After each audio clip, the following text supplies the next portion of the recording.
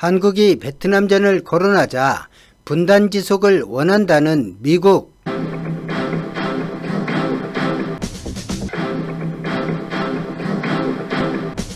한국전쟁이 일본을 일으켜 세웠다면 베트남 전쟁은 일본을 선진국으로 이끌었습니다. 막대한 군수물자 소비가 경제에 엄청난 이익을 가져온다는 걸 미국은 명확히 알게 됩니다. 그리고 이 군수물자는 끝없는 갈등과 대립에서 많이 소모된다는 걸, 그 대립과 갈등이 다른 나라 다른 지역에서 일어나면 미국은 부담이 없어진다는 걸 알게 됩니다. 부작용으로 미군 사상자가 발생하지만 자본주의 끝판왕 미국은 피할 수 없는 희생이라 생각합니다. 1887년 프랑스령 식민지가 된 베트남은 독립을 위해 프랑스와 싸웠습니다. 2차 세계대전이 발발하자 베트남에 있던 프랑스군은 본토를 지키기 위해 본국으로 복귀하게 되고, 프랑스가 독일에 점령되자 프랑스는 일본군이 베트남에 주둔할 수 있도록 일본과 조약을 체결하고 일본군이 베트남을 점령합니다. 자원 수탈이 목적이었던 일본은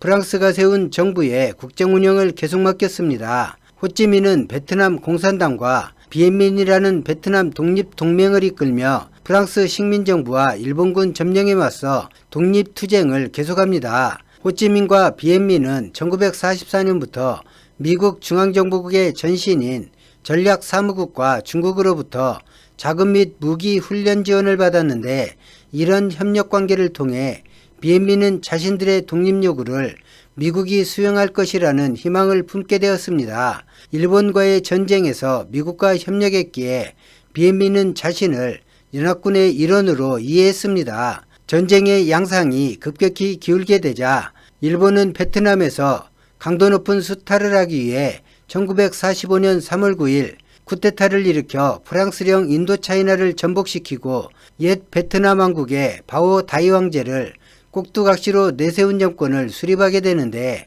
일본이 일으킨 쿠데타의 결과로 프랑스는 베트남에 대한 통제력을 상실하였고, 비엔민은 이 기회를 통해 여러 지역을 거점으로 확보하며 베트남 해방군을 육성할 수 있었습니다. 1945년 8월 16일 일본이 패퇴하자 비엔민은 전국 인민대회를 열었으며 독립선언을 위한 전국적인 봉기를 결정하였는데, 1945년 8월 16일에서 8월 18일까지 하노이에서 10만 명 이상이 참여한 봉기가 일어났고, 일본 프랑스가 세운 괴뢰 정권과 싸움 없이 비엔민은 하노이를 무혈 점령할 수 있었습니다. 1945년 9월 2일 비엔민은 독립선언식을 갖고 베트남 민주공화국의 성립을 공표하고 미국의 지지와 승인을 요청했습니다. 그렇게 무난히 독립을 쟁취하려나 했던 베트남에 다시 먹구름이 몰려옵니다. 2차 세계대전이 끝나고 몇 달이 지나자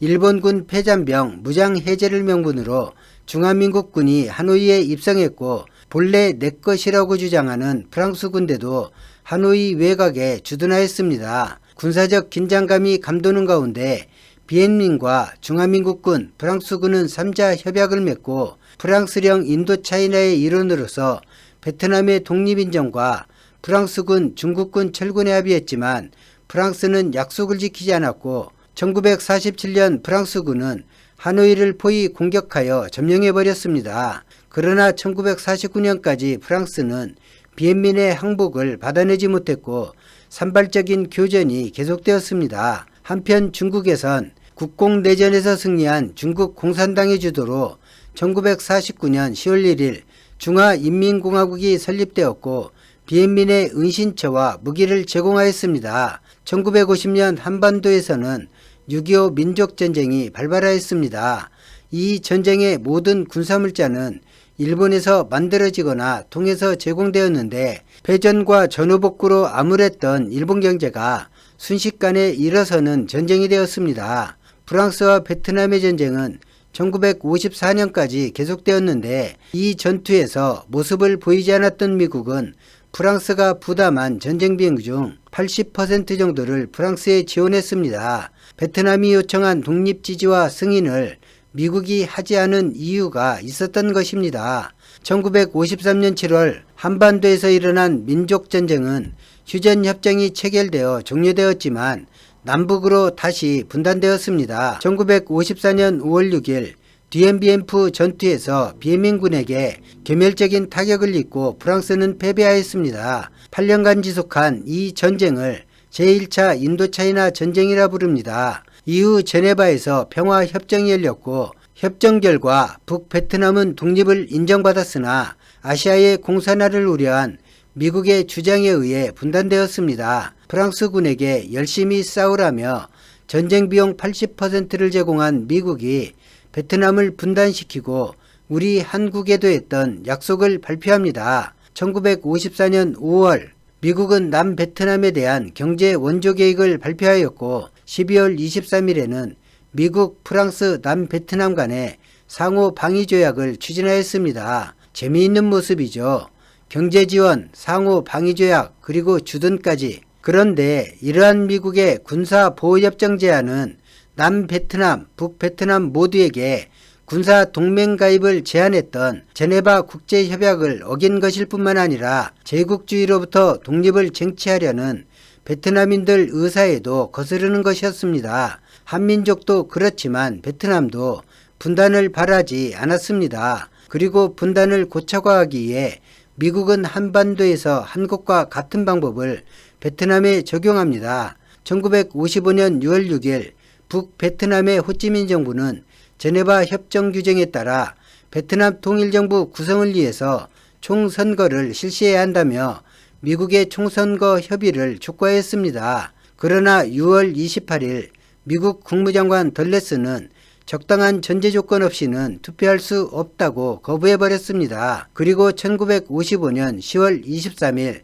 남베트남 지역 단독으로 국민투표를 실시하고 응호딘 지엠을 대통령으로 하는 베트남 공화국을 수립시켜버립니다. 베트남인들은 응호딘 지엠 정권을 미국의 괴뢰 정권으로 인식하였고 원조에 의존하는 남베트남의 경제는 정부의 부패로 인해 제대로 작동하지 않았으며 국민의 절대다수 계층인 농민들이 남베트남 민족해방전선을 지지하도록 만들게 됩니다. 남베트남에서는 크고 작은 시위와 무장투쟁이 그치지 않아 혼란이 심해졌습니다. 북베트남 호치민은 미국이 원하는 분단 고착을 인정하지 않았으며 남베트남 민족해방전선의 무장투쟁을 적극적으로 지원하였습니다. 미국은 남베트남이 자력으로 국가를 유지할 수 없을 것이라고 판단되자 친미주의자며 반공산주의자인 대통령 지엠을 축출하기로 결정합니다. 남베트남에서 혼란이 수습되지 않으면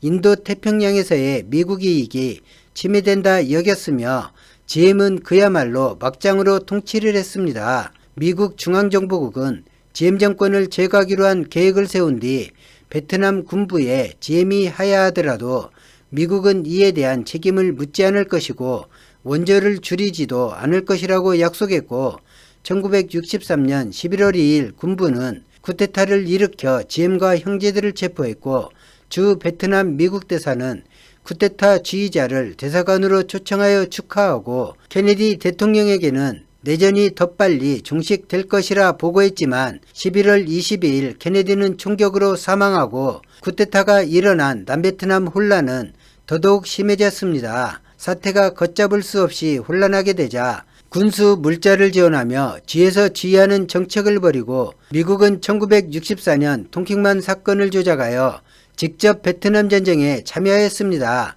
제2차 인도차이나 전쟁이라 부르는 이 전쟁은 1973년 1월 27일 종료되었습니다.